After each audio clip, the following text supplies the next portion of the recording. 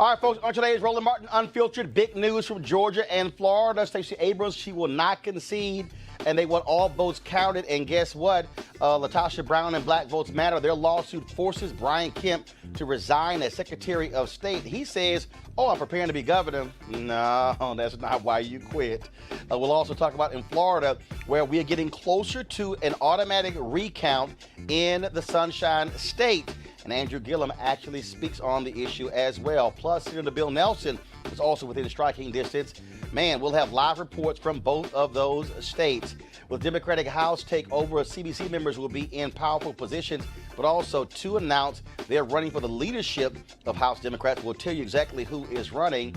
And a huge issue out of Michigan, the ballot initiative that dealt with the issue of gerrymandering. That was one issue. Also, a congressional district in Maryland was thrown out. And we'll deal with this. We'll talk about with our panel on will we see actual reform about gerrymandering? Will Supreme Court have the guts to actually rule on the issue? Donald Trump, of course, had an absolutely just bonkers news conference yesterday. Then he called a black reporter's question racist. That was only one of the crazy things that happened in yesterday's news conference. We'll talk about all of that, folks. It is time to bring the funk on Roland Martin Unfiltered. Let's go. Whatever the biz, he's on it. Whatever it is, he's got the scoop, the fact, the find. And when it breaks, he's right on time and it's rolling. Best believe he's knowing. Putting it down from sports to news to politics. With entertainment just for kicks, he's rolling. It's on go, y'all. It's Roland Martin, Rolling with Roland now. He's funky, he's fresh, he's real, the best, you know he's Roland Martin now.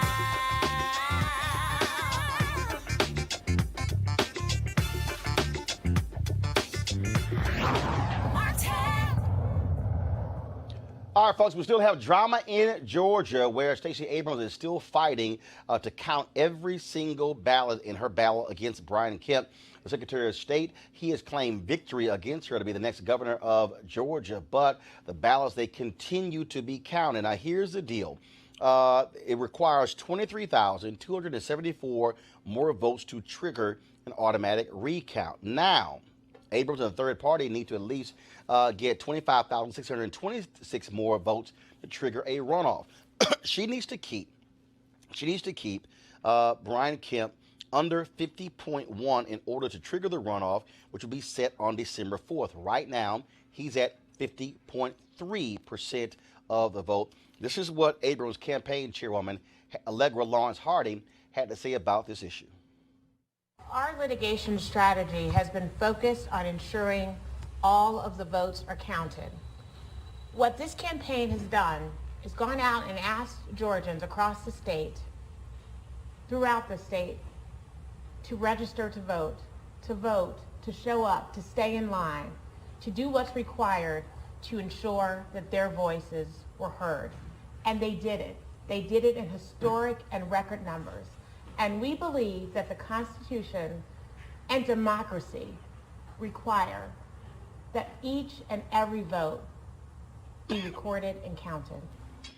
And folks, lawsuits are flying left and right. Democrats, they have filed a lawsuit in Dougherty County to count the absentee ballots. They also suggest that there are ballots that are out there that are still stuck in post offices, also that have not been counted. Now, Brian Kemp, today resigned as Secretary of State.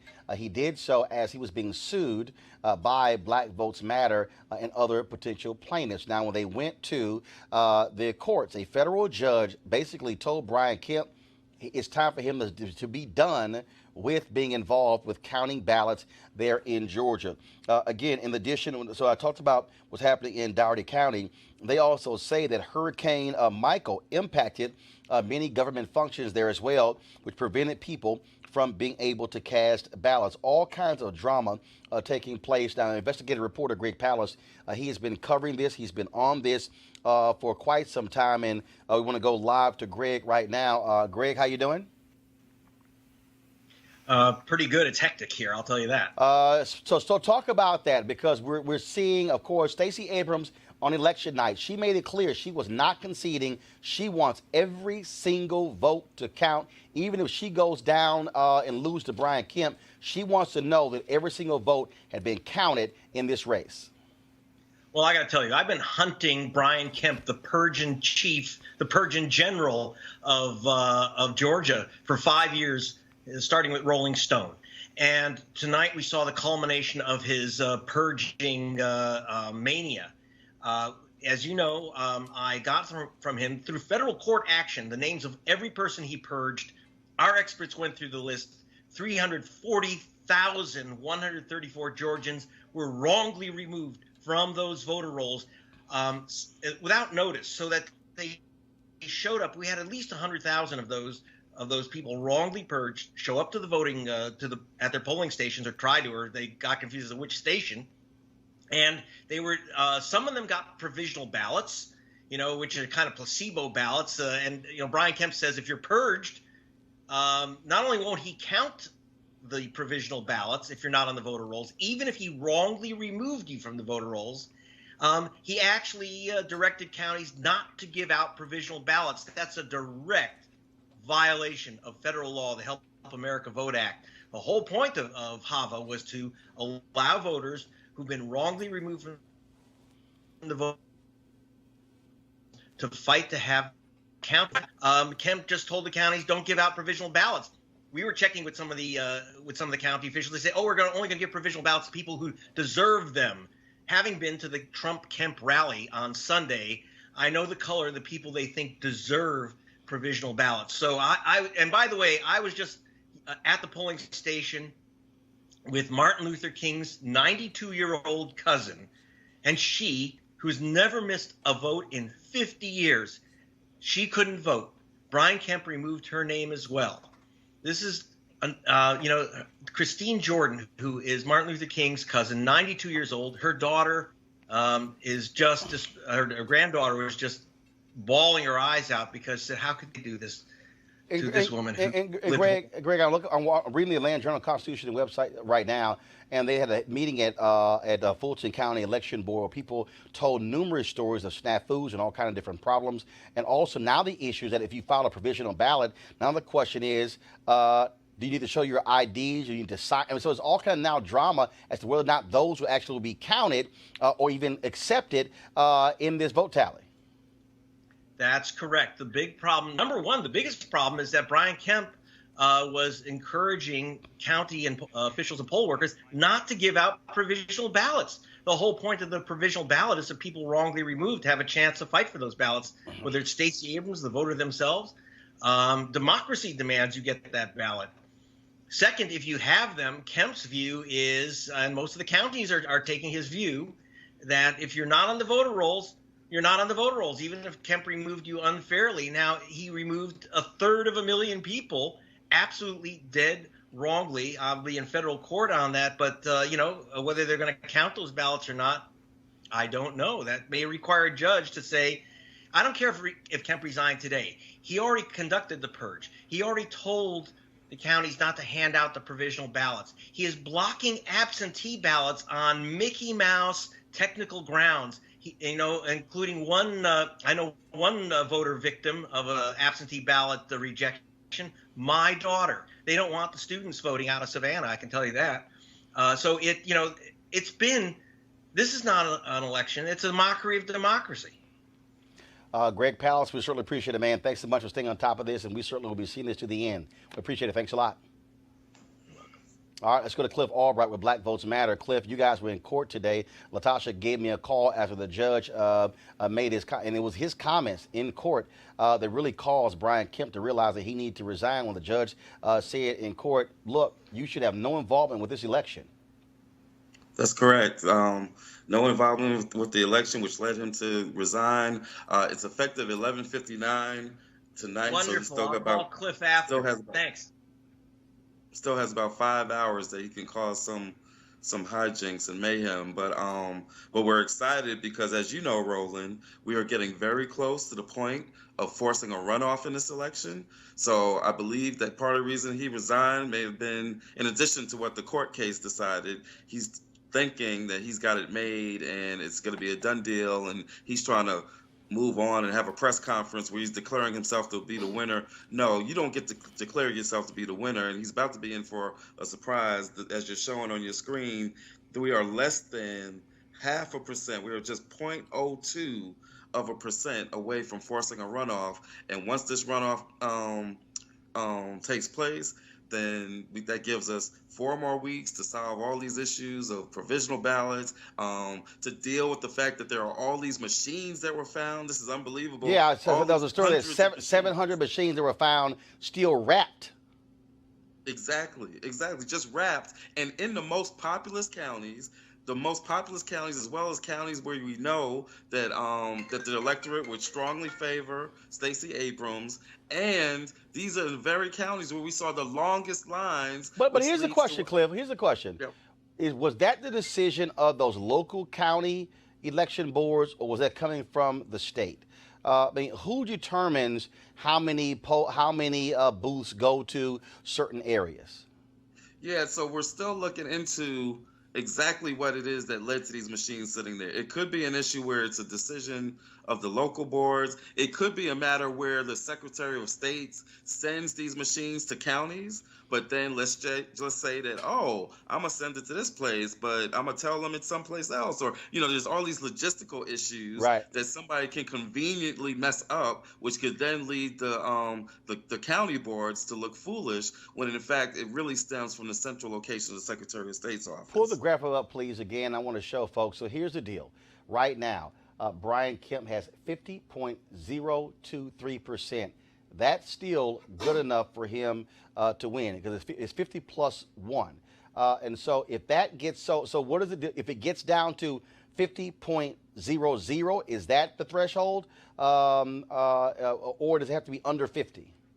No, if it is exactly 50. 50.00. If it's exactly 50, that is not enough. It's got to be 50 plus 1 vote. Got it. Okay. Well, Cliff, look, we'll be certainly monitoring what take place in Georgia to see what happens next. We appreciate it. Thanks a lot. All right, thank you. Introducing my panel, Lauren Victoria Burke, writer for the National Newspaper Reporters Association. We also have Brandon Cooper, Republican strategist, and Erica Savage-Wilson, host of Savage Politics Podcast. To all three of you, you're seeing here, again, this battle going back and forth. Stacey Abrams, Lauren, made the smartest decision, I felt. Unlike what Andrew Gillum did. On election night, she sent a signal to her followers, we are not going to stop until every ballot is counted. Right. Yeah, it was kind of strange to people because, of course, people knew that Andrew's race was a lot closer than Stacey Abrams' race, so everybody was surprised when he conceded so early. And, of course, she's not doing that. I found it interesting. You find, 700 voting machines that were inoperable, but nobody knows how that happened. And, of course, that's what you get when you have a states' rights sort of attitude about things. You have these very local, governments making these decisions. Nobody knows who's in charge. Nobody knows how that happened. But yeah, Abrams, did a very good tactical thing in terms of not conceding.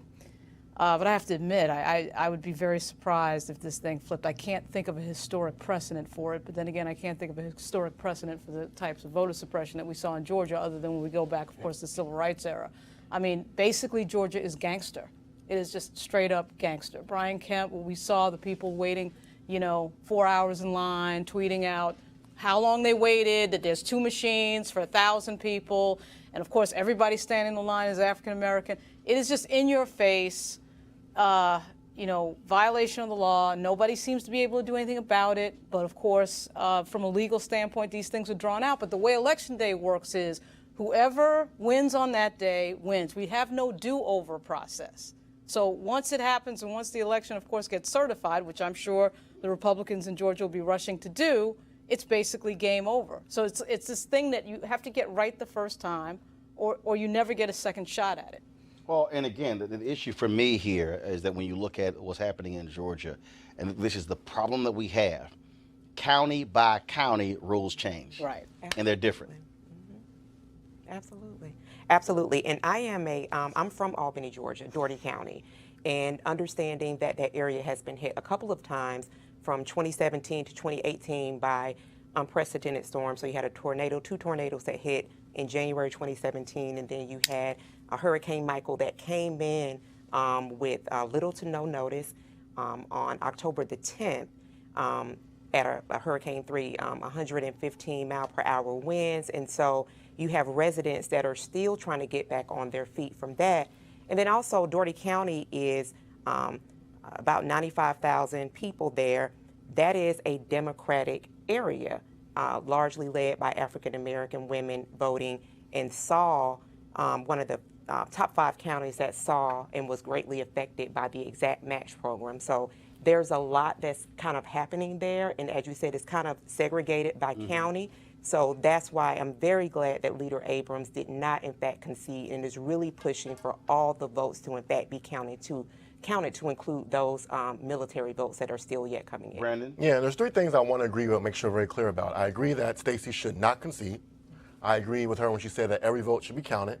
And I agree that Brian Kemp should have resigned when he won the primary and was the nominee against Stacey. I think that was the precedent in Georgia. It should have happened. But there's 3 things also that I disagree, and I don't know if it's misinformation or purposeful, misinformation campaign going out there. But you talk about what's going on the local level. You're right. Some things are controlled on the local level. Some things are controlled on the federal level. When it comes to these decisions at voting booths, I used to be chair of the Prince George's County Republican Party. I know this firsthand.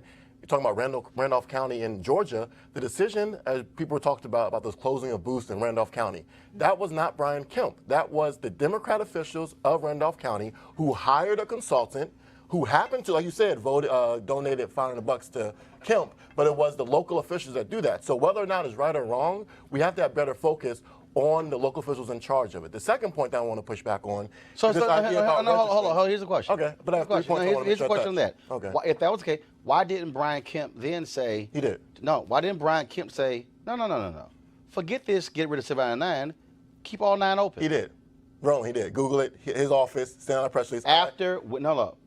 When it was first proposed or after there was criticism? When there's Roland, the decision to close them came from the Democrat officials in the county. When all the media came out, he issued a statement saying they should keep them open. So he did say that. Did he issue the statement after the criticism, or after the heat, or did he issue the statement He when wasn't they made the involved in decision? the decision to make it, so you're asking him to be aware of something that he did not make the decision to make. When he became aware that they were trying to close those bowling booths, he did Google it. It's out there. But the other 2 points I want to push back on, Roland, you're talking about the registration. I think your guest earlier mentioned that they're purging 300,000 of the registrations. Yes. This is something that is not controlled on local level, but is actually a federal law that requires all across the country for you to purge folks from the registration who either died or moved. So what they do in Maryland, what they do in Georgia. The exact match, what Greg Palast said was that was things. 1 point. No. That is, the purging is not exact match, Roland. What Greg Palast said, there was about 1.2 million votes that had been purged.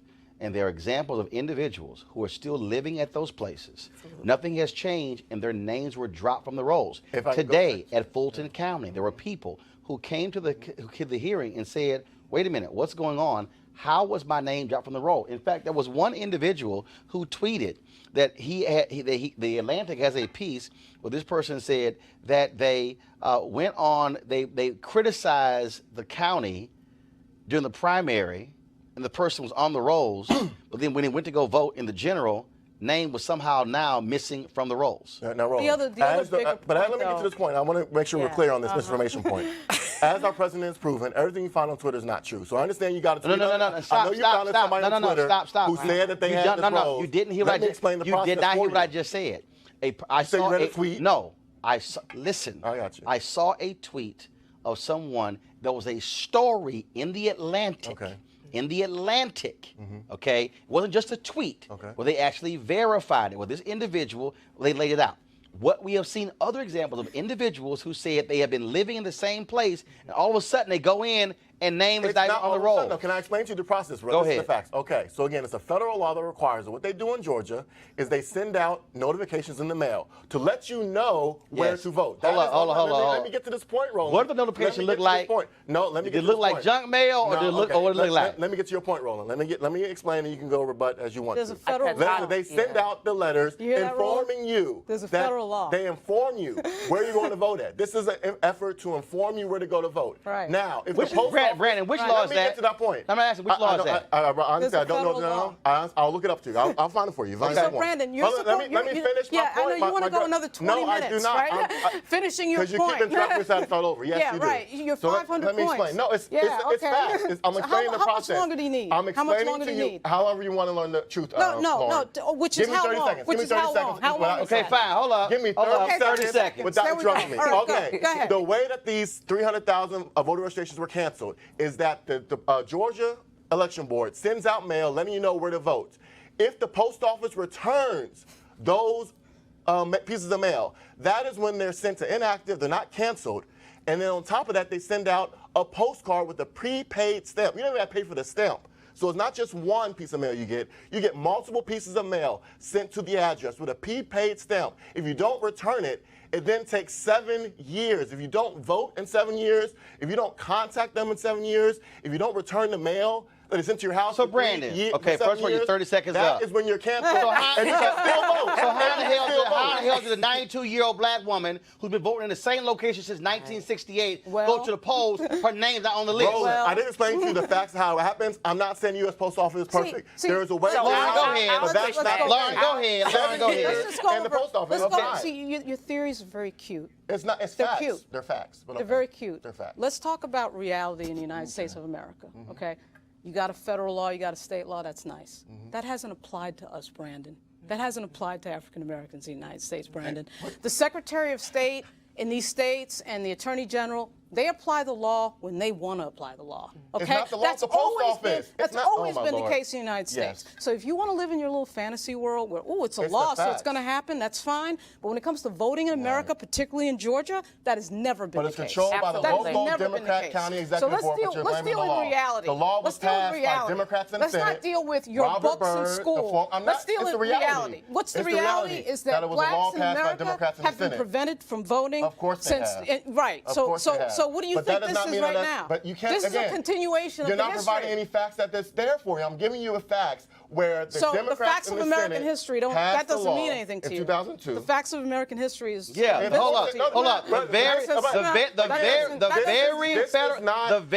federal law, the very federal law that was passed after Bush v. Gore. By who? The very federal law. Who passed it? That was passed after Bush v. Gore, and we know of one party that's been trying to get rid of that federal law in the last several years. And which one is it? I don't know what you're talking about. Yours. No, but the law you're talking about was passed by who? In 2002, the one that requires provisional ballots, the same one you're talking about? It is was an issue? it was a Who passed? bipartisan effort that Led was by passed the Senate in Congress. that was controlled by Robert Byrd, the former KKK member of the Democrat Party. It was passed By Democrats. by bipartisan Yeah, Congress. it was bipartisan. And who has been trying to get rid of that law? The Help the last Everyone Vote Act? Yes. What provisions are you trying to get rid of? The whole damn thing. You just explained it. The Republican Party wants to get rid of the whole law. Your columnist just Oh blamed my the God! original All amount right! of it. Oh my You God! just criticized Let me go to that Florida. everyone. Let me go to Florida. Your party is trying to get rid of it. The one All that you right. criticized. Let me go to Florida The one right you now. criticized. Yeah, because they The don't one that want it to be requires you to covered. purge voters. They That's the don't law. want That's it the to be. law. They don't want the law that that law. purges voters. Okay, The got you, ones that you Brandon. don't like, that's the law Okay, that Brandon. purges voters. I got you, Brandon. Which No, party? no. That's the law Actually, that no. purges Hold up. voters. You know what? You want Hold up. voters 1 purged second. tonight. 1 second. I was gonna go to Pam Keith, but see, since you sit That's here the and want to law go that here, purges no, voters. that's bullshit. What you just said. Let me How? correct you. What happened? A white man in Ohio sued the state because he was being purged. That case went all the way to the Supreme Court. Right. Neil Gorsuch, who was the fifth vote, No. voted Wrong. 5-4. The Help America Vote Act requires states to purge Listen, voters Brandon, who I moved need or you to died, listen, Roland. Brandon. I need you to listen, Brandon. listening to you, Roland. The state of Ohio then said if you miss one election, Right. we can Yep. purge I you thought from the we were talking roll. about Georgia. No. Okay. We're going to Listen. Ohio. I'm listening to you. Federal Listen, law. the Federal law. Supreme Court Yeah. ruled that the Ohio law was valid. It just happened a few months I'm ago. agreeing with you on and that then one. what happened? That's Ohio. 30 states Right. led by Republicans No. have bills Right. That's now right. Yep. to mirror Okay. the Ohio law. You said 7 years. This law says if you miss one election, Georgia, you can be a purge. I'm talking about Georgia. Right. I said Oh my Georgia. God. Yeah, Okay, let's- all right. Let me go to Florida. No, I'm not. Georgia. Because after the I said Supreme 7 years Court about Georgia. That is fact. after the Supreme Court ruled, the other states said We can do the same thing. Yep. Now, let me go to Florida, folks. A huge, huge battle there as well. Andrew Gillum conceded on election night. Many of his supporters were saying, what the hell are you doing? Now, he has now come out and said, look, we must count every single one of these ballots. This is the lead for Ron DeSantis has now shrunk. DeSantis is saying, I'm moving forward, of course, to put his administration together. But we're now at a point where you're going to have an automatic recount. And let's get the latest of what's happening in Florida. Pam Keith, she joined us on yesterday. Pam, what is happening now? Give us the latest of what's happening there in Florida. Okay, so just to update your viewers and your listeners, Roland, a lot has happened since we spoke last night. First of all, we now have 3 elections or 3 races that are in recount. In Florida, we have 2 recount types. We have the machine recount and we have the manual recount. And manual recount is when a person from the Democratic Party, a person from the Republican Party sits in the supervisor of elections office, and we literally put eyes on every single paper ballot. That is a much more drawn out process. Rick Scott and Bill Nelson are now in manual recount. Nikki Fried, who was the Democratic candidate for agricultural commissioner and consumer services, which is a cabinet level position, she is now pulled ahead. So the call for Matt Caldwell is now invalid, and she has pulled ahead now by about 580 something votes.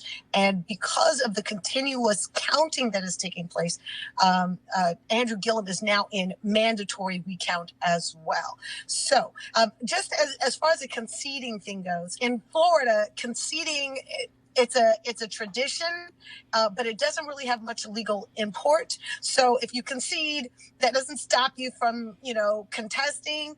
And certainly one of the reasons that happened on election night was because we were given very poor information about how many ballots were yet to be counted. So if you're a candidate, it's election night, and they say, look, you're down by X thousand votes and there's only Y thousand ballots still to be counted, you can do the math and say, there's no chance here. But if the Y number of ballots still to be counted is wildly off, which is what happened here, then obviously we're in a different situation. What is happening now is that there's a lot of different things going on, all of which are coming to a head at the same time. We talked last night about provisional ballots. A lot of people, especially first-time voters, infrequent voters, ended up being forced into voting provisional ballots because they didn't bring an absentee ballot and surrender it because they asked for one and either didn't get it or forgot to bring it with them. We have people who voted provisional ballots because they were in their early vote location instead of their regular vote location. And those are 2 different locations in Florida, which, by the way, is very confusing. And there may be other reasons why you would be forced to vote a provisional ballot. Well, they had until 5 p.m. tonight to cure that, which means we have this massive sort of mobilization to chase down these people and get them to submit an affidavit or call the supervisor of elections and perfect or cure those ballots. Those are different than vote by mail. Now, y'all know Florida. We got a whole bunch of snowbirds down here, right? We have a whole bunch of seniors and retirees and people who do not go to polls at all. They vote by mail. This is a no-fault absentee state. That means we have a very, very high percentage of people who vote by mail. Now, there's a lot of things that can go sideways with a vote by mail. One is that you don't get your ballot. 2 is that they don't receive the ballot that you mailed in.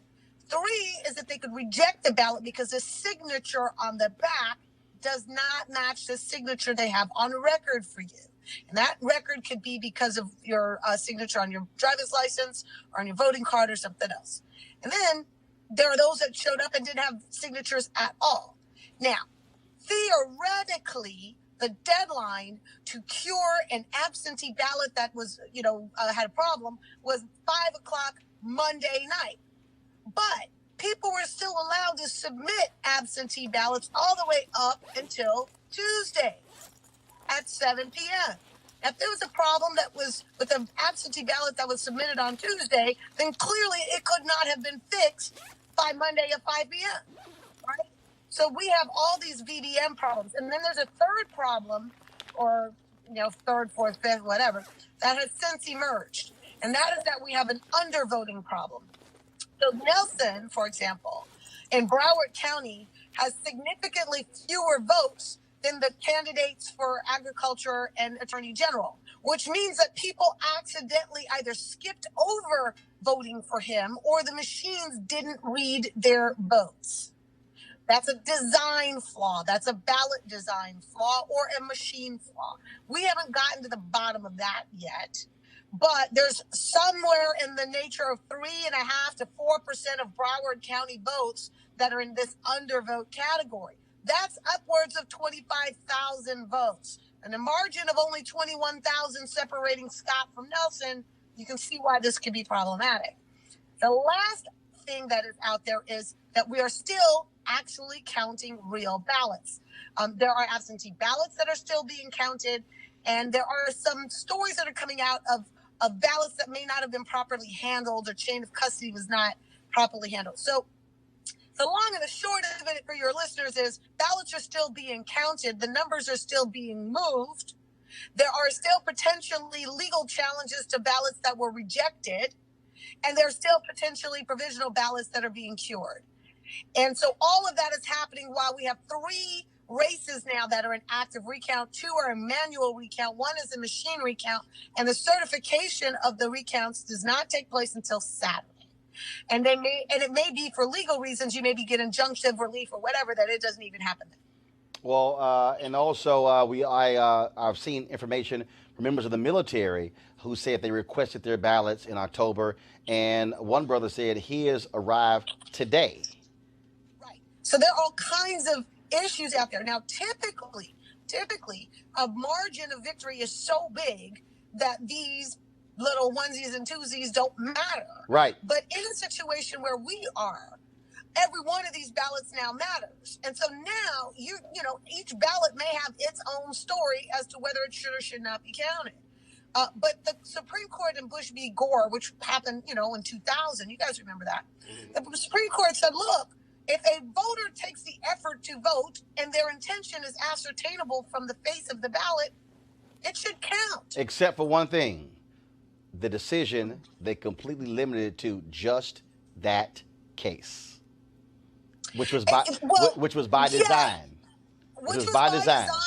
But it didn't. But there are other precedents prior to that particular case that still stand for the same proposition. The same proposition is if you are legally allowed to vote and you made the effort to vote, right, and it's ascertainable what you tried to vote, then you should find every possible means of making that vote count. I got the feeling that we are going to be back in Bush v. Gore territory, where maybe a while before we find out who's going to be the U.S. Senator from Florida and the next governor. Pam Keith, thanks for breaking it down for us. I appreciate it. Thanks a lot. You're welcome. Have a good one. Again, I think what is taking place in Florida, what's taking place in Georgia, is indicative of a broken voting system. It should not be this hard. It should not be this difficult.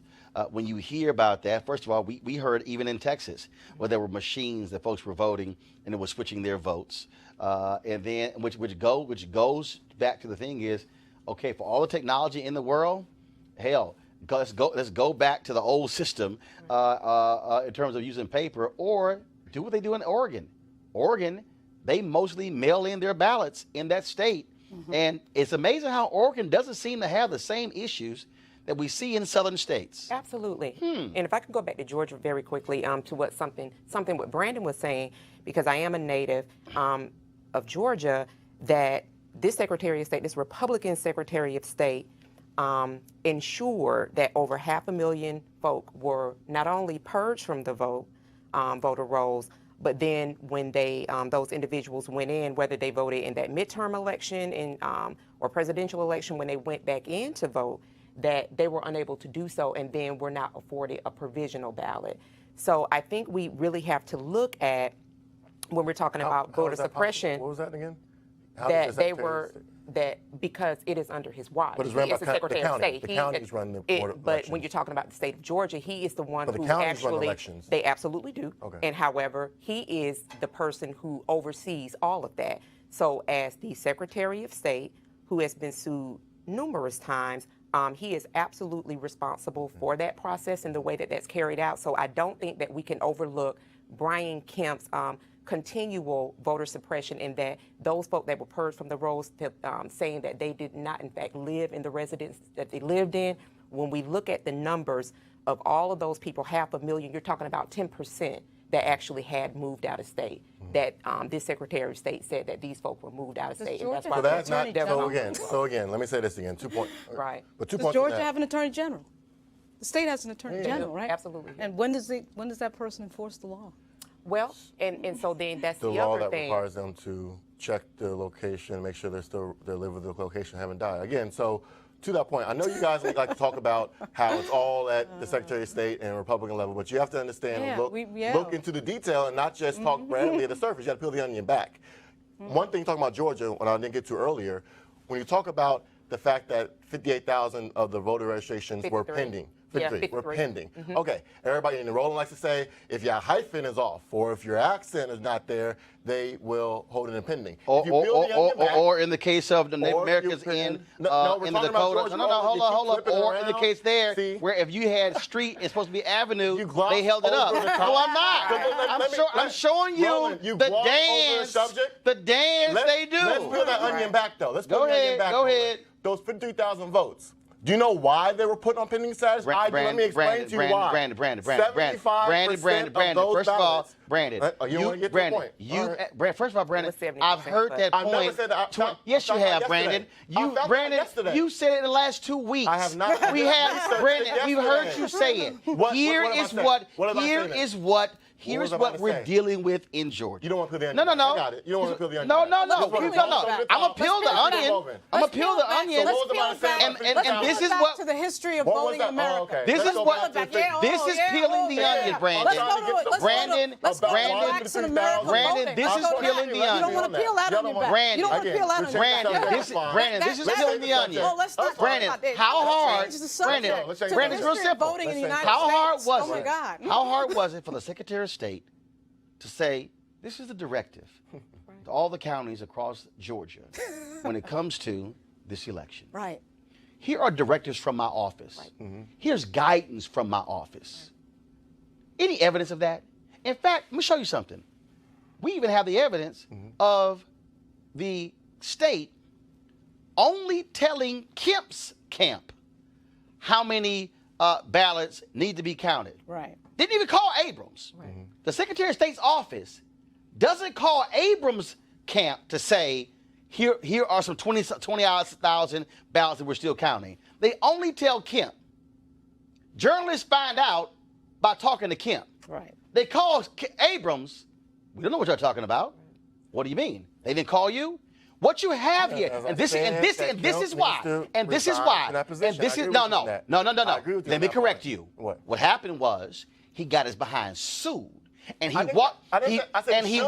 Months ago. Hold up, but I'm telling you what he did. So stop saying you correct me. He walked into a federal court. I know the story. And got jammed up by the federal judge.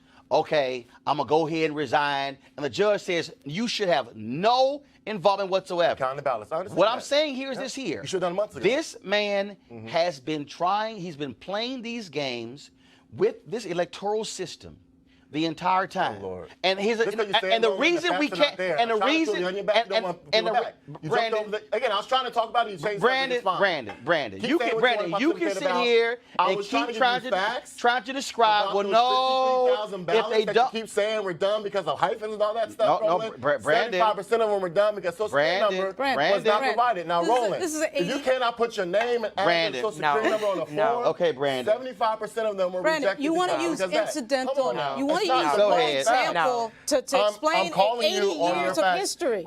Lauren, that's what you're doing. Please stop lecturing me and trying to pretend like I don't know the history of the Democrats' voter suppression that you're talking about from years ago. You need a lecture. I'm talking about 2018. You need a history. I'm talking about what's going on in 2018. Every time I'm talking about it, you guys get nervous and want to change the subject. I love it. Every time you want to talk about it, it's been going on for 80 years. And I agree with you. We can talk all day. You want to talk about what happened 80 years ago, 60 years ago. That doesn't matter. That doesn't matter. I'm talking about what happened. I'm talking about what happened 6 days ago. Counting bubbles. There's a pattern of stopping people from voting in the South that goes back 80 years. But we're talking about 2018. And I'm talking about the pattern that still holds today from 80 years ago. And I agree, and we need to root it out. You agree, but you want to sit here and BS. All right, okay, Brandon, Lauren, here's the deal. I'm going to do this here. Let me say congratulations to Lucy McBath. Karen Handel, Congresswoman, has conceded Lucy McBath, the mother of Jordan Davis. Of course, he was the brother who was killed in Jacksonville, Florida, supposedly for his music being too loud. His mom became an activist, and then she said, you know what, I can impact more if I'm a member of Congress. Well, guess what? Come January, she's going to be sworn in to the United States Congress. Lucy McBath beats Karen Handel in the congressional district that formerly held seat by Tom Price, Newt Gingrich. That tells you, for all y'all people out there who've been running your damn mouths all day on Twitter talking about not having a black agenda and why we shouldn't vote, well, guess what? Lucy McBath proved what happens when you give a damn. You actually run for office, and you got there and campaign, and she actually wins. And I can't wait to see Republicans in Congress have to talk down to a woman like that about the Second Amendment. She's lost her son to a guy who blew him away because his music was too loud. Can't wait to see that conversation and what congressional hearing she's going to be in. But let's see how the NRA, Dana Lash, and other people at NRA TV respond to Lucy McBath. I'm just saying. All right, folks, speaking of that, of course, Democrats now control the U.S. House, which means they'll be voting on Democratic leadership. 2 African Americans have already thrown their names into the ring when it comes to top positions. Congressman Jim Clyburn of South Carolina says he is running for majority whip. He previously was majority whip. Of course, so that means that Nancy Pelosi, she's going to be running for Speaker of the House, and Steny Hoyer will be running for Majority Leader Hakeem Jeffries. He says he's going to be running for head of the Democratic caucus. Now, those are the top leadership positions in the House. Other folks have thrown their hat in as well. So in a month, they will have the election, and we'll see actually what happens. When it comes to top committees, oh, don't you just love it? Donald Trump, the woman he can't stand the most, Congresswoman Maxine Waters, she's going to be the chair of the House Financial Services Committee. Elijah Cummings is going to be the chair of the Oversight and Government Reform Committee. Benny Thompson of Mississippi is going to head the Homeland Security Committee. Bobby Scott of Virginia is going to head the Education and Workforce Committee. And Ida Benitez Johnson of Dallas will be the Science, Space, and Technology Chair as well. And so we will see now, you see in terms of how power is being used and what takes place there. But don't you just love it? The Trump people are going to have to go before Maxine Waters. Not just reclaim my time. She's going to be in control of the time. Can't wait for that to happen. Folks, Tuesday, huge ballot initiative took place in in Michigan. Prop 2. What they're going to do is that ballot proposition passed, and it will create an independent commission to redistrict Michigan's political maps. It passed with 61.2% of the vote. Now, you keep in mind, in Pennsylvania, all of their congressional maps were thrown out by the state Supreme Court. Republicans were so nasty and despicable in Pennsylvania, they actually wanted to impeach all the Democrats on the Supreme Court because they were a little upset. Y'all, they even tried to appeal to the Supreme Court. The Supreme Court kicked it back, and they tried to appeal to the Supreme Court again. No, it didn't work because they were so angry. See, I noticed something here. Republicans in Pennsylvania, mad about a Supreme Court. They wanted to impeach the Democrats on the Supreme Court. North Carolina, they got mad that Democrats had a 4-3 majority on the Supreme Court. So what do? They tried to give all the power from the Supreme Court to the court below the Supreme Court. I thought the state Supreme Court was supposed to be the highest court in the state. What's up with your party, Brandon? Why y'all play these games with the Supreme Court? It's great. Roland, that's wrong. They did the same thing in Maryland, except it was Democrats taking the power from the Republican governor. They took a lot of power from... No. I said the Supreme Court. No. In North Carolina. No.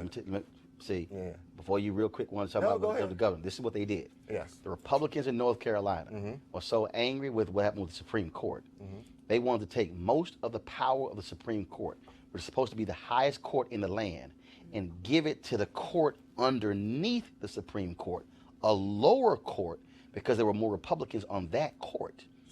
Right. So again, you're saying that the legislator in North Carolina, the Republicans Republican legislature, the Republicans used to hold a veto-proof majority. Right. After this election, they just lost 10 seats, and now they no longer have a majority-proof in the legislature. They wanted to strip the North Carolina Supreme Court of most of its powers and give it to the court below them. Playing games because there were more Republicans on that court. And I'm just trying to understand, if the Supreme Court of your state is the highest court in the land, should you not have? Should it not be hands off? You don't sit here and play around with the state Supreme Court? I'm agreeing with you that playing those games are wrong. All I was doing, Roland, what you do very often sometimes, I was pointing out that those games are played too often and it's wrong, but they play similar games in the legislature in Maryland, which is controlled by Democrats. Hold up. Roland. Are you telling me that in Maryland? It is not a No, I'm asking you. No, I'm asking you. Yeah, okay. No, see, if you want to do apples to apples,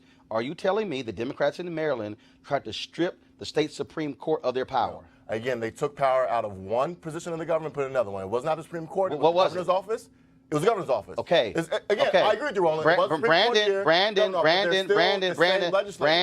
but it's still the legislator when you're taking doing power. apples to apples. Roland, Now hold up. No. Yeah, you were talking about No, Ohio earlier and hold jumping up. over Brandon. Apples to apples. Had except when it's my point. I understand. used the example, understand. had I Supreme Court. Brandon, will you at least please listen? I got you, Roland. Had I used the example of the voters in North Carolina voting down a constitutional amendment that was put forth by Republicans to strip the governor of his appointment powers, the state elections board, your example would have been it's fine. no. Your example would have worked. No, because it's the legislator playing games. But since your example had nothing to do with the Supreme Court, It had to do with the it's legislature. really See, you don't get it. You invalidated. can't even expand No. that. I get the I'm dancing. talking about the Here's also legislator what happened, playing folks, games. with gerrymandering. Of course, in Maryland, a federal judge threw out that particular congressional district in order for them to redraw that district as well. Now, here's a drawing that was in the Washington Post. You see that particular district. The part on the left is heavily Republican. Dems in the state added an all area on the right that is heavily Democrat. Now, court said the district was partisan gerrymandering. Now, here's the issue here. Supreme Court had the case of the gerrymandering in Wisconsin, but they kicked it back to a lower court. They did not want to really rule on this. I'm going to go to you, Lauren, first. Bottom line is this here.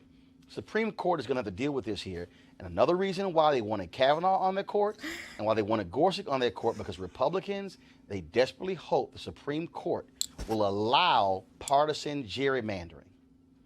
And Wisconsin is so dastardly, what they did was, your party, Brandon, in Wisconsin, they secretly drew the maps, put together, they used the computer and the algorithm. Who drew the map in Wisconsin?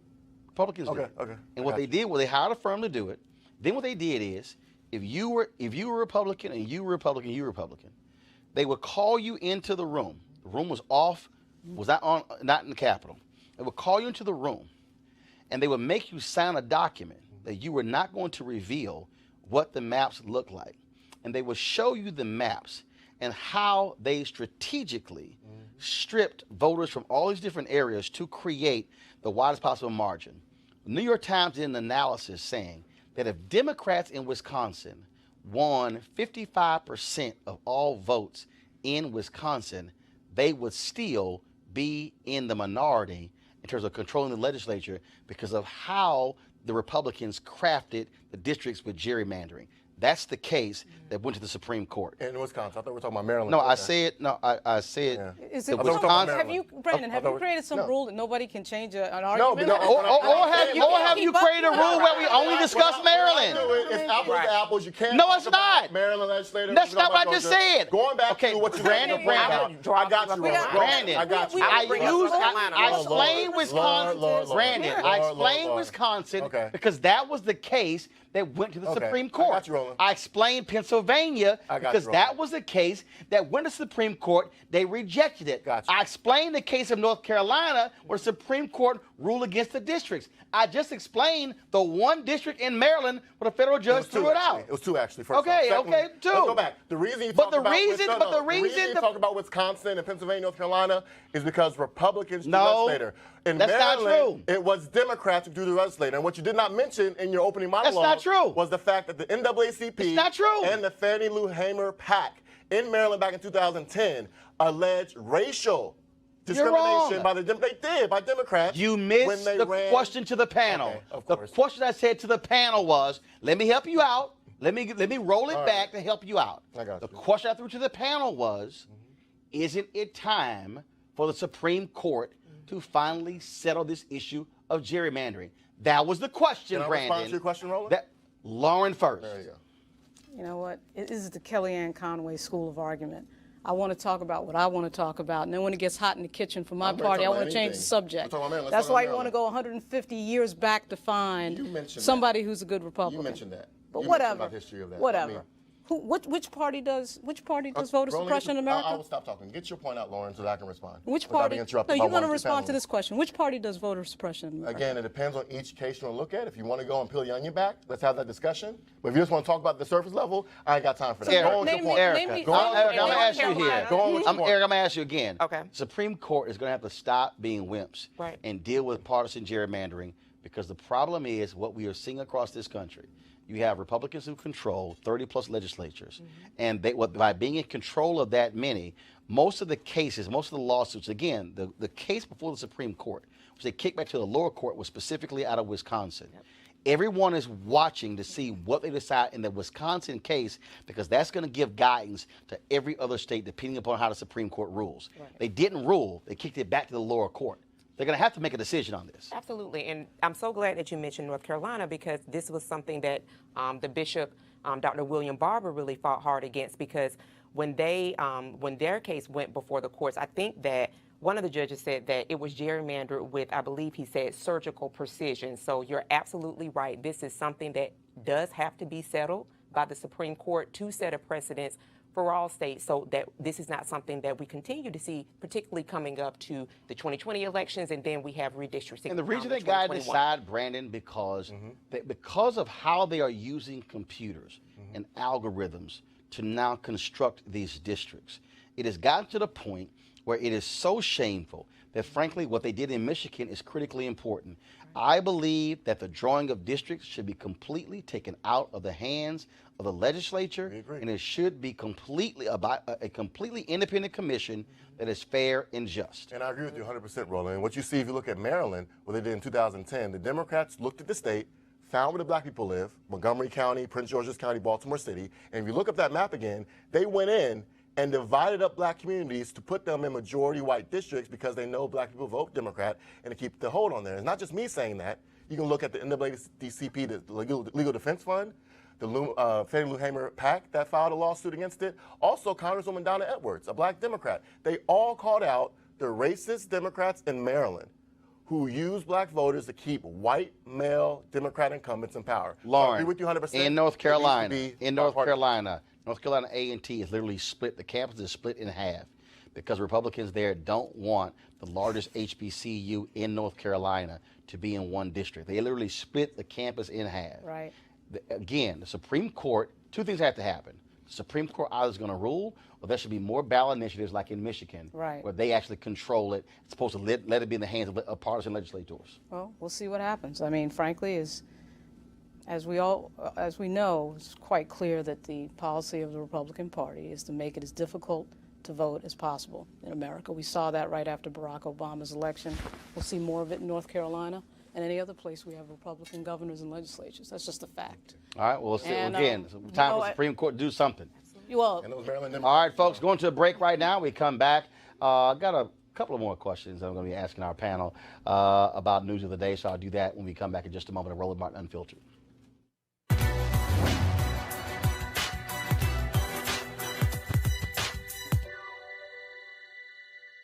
Equality is the heart and essence of democracy, freedom, and justice. Labor leader A. Philip Randolph.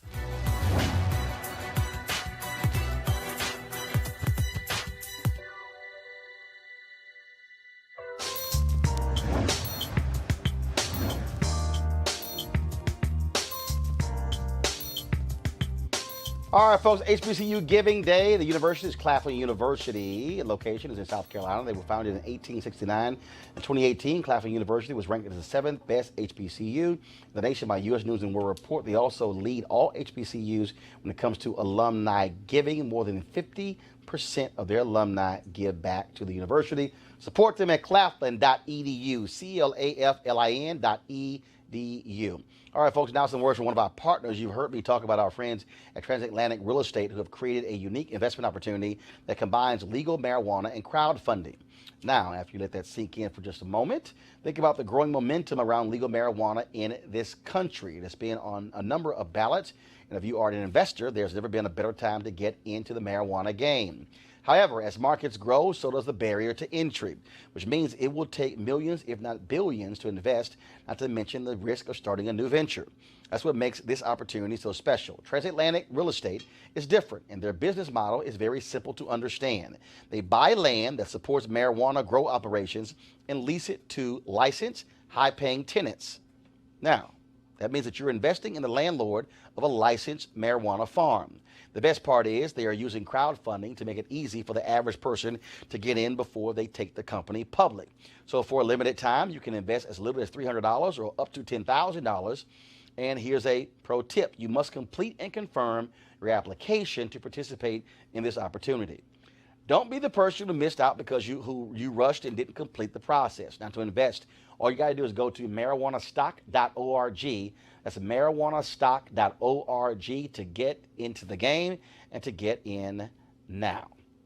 All right, folks, let's talk about some other news of the day, which is pretty interesting. I'm not doing the session story. Y'all can skip that one. Go on to the next one. I don't want to read that one. Okay? Donald Trump fired Jeff Sessions. No shock. But the real thing is that I want to talk about what happened in Houston. Now, first of all, y'all, that's wrong. 19 black women won, not 17.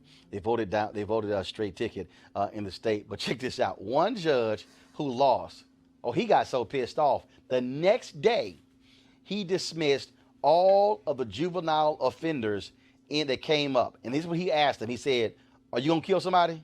They said, "No." He said, "Okay, you're released." What the hell? He's so mad he lost. Sour grapes, man. I mean, and the DA was like, what the hell is going on here? The district attorney there in Houston, Kim Hogg, has blasted him saying, you might, literally. Wow. Crazy. Literally, he said, "Not gonna kill anybody? Nope. All right, you can go." Every person who came before his court. There'll be an ethics investigation for sure. Maybe his bar license impacted, but that was definitely wrong. One of the biggest issues I have with Trump, I do have issues with Trump, is his justice policies. I didn't like Jeff Sessions. I'm glad he's gone. And these judges down in Florida, if the voters voted, they need to leave and not be so petty on the way out. Well, this is in Houston, but that's just nuts. I mean, so it wasn't even case by case basis. Right. And he admitted Broadly. I lost. I lost. The next day, of course, he didn't show up. His clerk said, "Well, he took some time off." Yeah, he about to get a lot more time off because he, not gonna have that job. But that is just the absolutely craziest thing in the world. That is, and it's disturbing. But I think it is, to Brandon's point when he was talking about his party leader, is that I think that this is indicative of the time and the era that we are in, where I'm so very glad that the Democrats did in fact win the House, because outside of some of the policies that will be pushed forward, there's also going to be a check and balance. So, which I think is great. We need more of that. Yeah. I thought you missed your shot there with Maryland Democrats, because they were the ones that got in the way of the marijuana licenses. Oh, yeah. That's the story. They got an opportunity to go after Maryland Democrats. There's a lot of issues with Maryland Democrats. I'd love to have a whole show about that because, talk about racism, boy. I bet. Boy. Feel free to do a Facebook Live on your own page. All 300 followers, man. There's Catch nothing me you at gotta 7. do. You can talk 4 or 5 hours if you want to, all day about them. All right, folks. Tomorrow I'm going to be broadcasting from San Francisco, where Afrotech, Blavity has their Afrotech conference. We're looking forward to that, and so I'll be broadcasting there. Look at Morgan Devon, who is of course the leader of Blavity, so she'll be joining me. So looking forward to that. Plus this weekend I'm going to be in Detroit speaking on Saturday, so it's quite a busy time. Don't forget, folks, you can support Roland Martin Unfiltered by going to RolandMartinUnfiltered.com, joining our fan club. Your donations make this show possible. So join our Bring the Funk fan club. Our goal is to get 20,000 of our followers to contribute at least $50 each for the entire year. If you want to give more, you can certainly do that. Some people have given upwards of $500 because they believe in the show so much. And so again, do that. Also, just so you know, in the month of September, our launch month, we did 8.2 million views across all 3 platforms, Facebook, YouTube, as well as Periscope. Well, that was in September. Last month, in October, we did 14.1 million views. And so you guys are definitely watching the show. Thank you for all of your support. do me a favor as well. We want you to subscribe to our YouTube channel. That's youtube.com/Roland S. Martin. When you watch the clips from the show, watch them on YouTube. And then that's what we want you to do because, frankly, we generate more money from YouTube than any other platform. And so that money also keeps this show going, allows for us to be able to have the kind of news and information that no one else is talking about that you need as well. I got to go. I'm on a plane in 3 hours, and I ain't even packed. So y'all have a great time. Thanks to our panel. Thank you so very much. Holla!